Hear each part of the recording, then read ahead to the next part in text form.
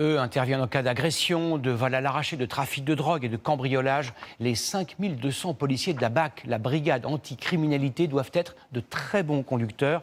Ils entament fréquemment des courses-poursuites, parfois en pleine ville. Avant cela, ils suivent régulièrement des stages de pilotage pour améliorer leurs réflexes. C'est l'enquête de ce 20h de Lise Cloy, Agathe Viguier et Nicolas Bergot. 90 km/h au compteur, chronomètre enclenché. Allez, go! Pas de pilote de course au volant, mais un policier de la BAC en formation. Allez, les roues droites, on freine fortement. Ok, on projette le regard. Simulation de course-poursuite. Allez, le slalom, entre les côtes. Super. À ses côtés, Allez, Guillaume, pilote essayeur. j'ai bien ton regard. Les zones finales, on accélère à fond. Et là, le chrono arrête. Super.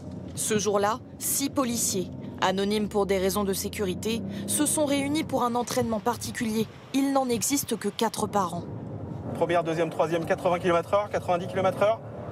3 km de circuit pour apprendre à affûter leurs réflexes et gagner la moindre seconde. Les conditions peuvent être des fois très difficiles. Nous, on travaille avec l'urgence, que ce soit pour rattraper ou pour secourir. Il faut aller vite. On essaye, plus possible, dans ce genre de stage, de les mettre en situation réelle. Pour que, si ça arrive le jour J, ils puissent appréhender la situation le mieux possible. Reproduire par exemple le stress d'un freinage d'urgence. Ou encore une perte de contrôle en aquaplaning. Là voilà, tu es en intervention sur une zone urbaine avec du pavé, il a plu. Tu dois aller le plus rapidement possible en toute sécurité.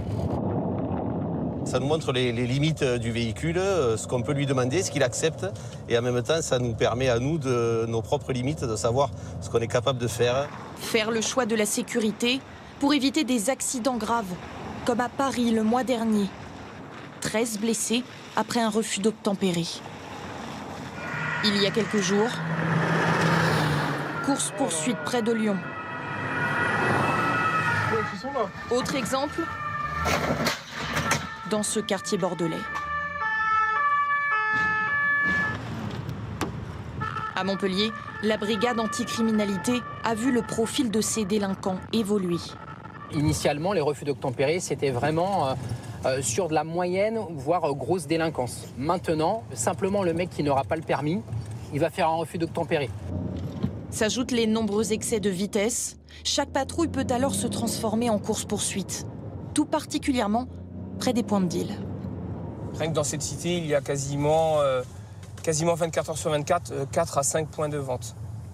Là, vous avez les choufs, là, regardez, juste devant. À peine repérés, Qui vont nous annoncer. C'est parti.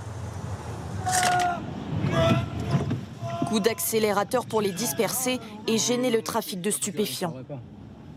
De temps en temps, on a quand même l'effet de surprise. Et avec un coup de chance, je vais voir le charbonneur, donc c'est le vendeur, partir en courant. Et comme on a eu il n'y a pas longtemps, on a réussi à l'interpeller.